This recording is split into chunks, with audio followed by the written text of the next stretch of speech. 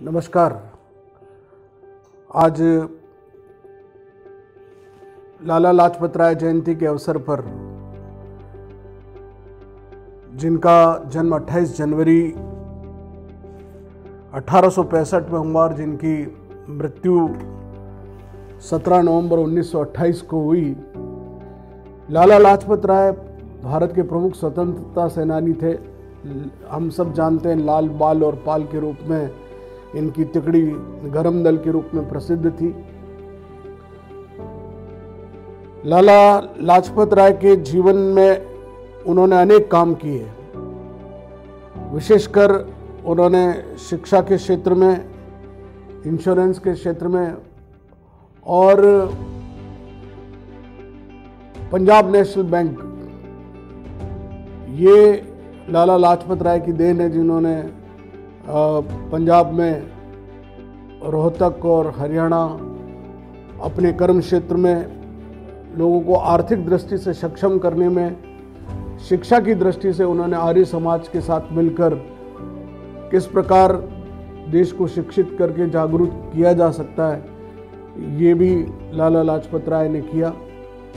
लाला लाजपत राय की एक महत्वपूर्ण बात ये थी कि वे हिंदी के बड़े समर्थक थे।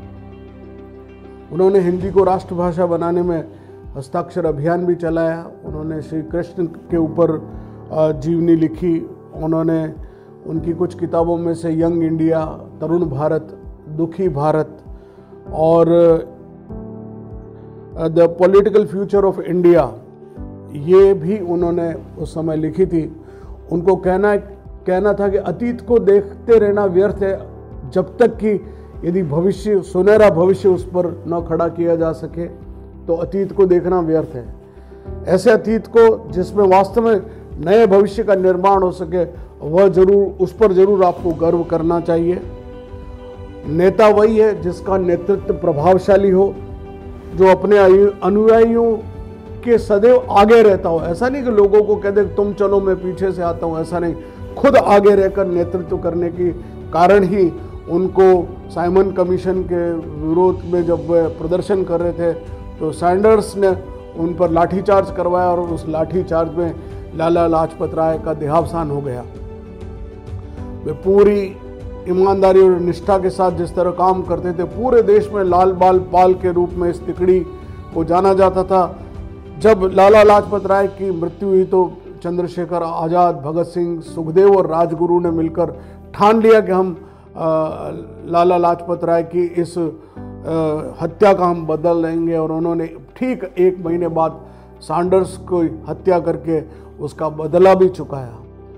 क्रांतिकारियों की ऐसी अनेक घटनाएं जीवन में, जिन्होंने क्रांति के साथ साथ समाज को सुदृढ़ करने के जो काम किए, खाली ऐसा नहीं कि वो बंदूक चला ली, लाठी चला ली और बस उसी में लग गए, ऐसा नहीं। उन्होंने समाज को भी खड़ा करने के लिए बहुत सारे ऐसे काम किए।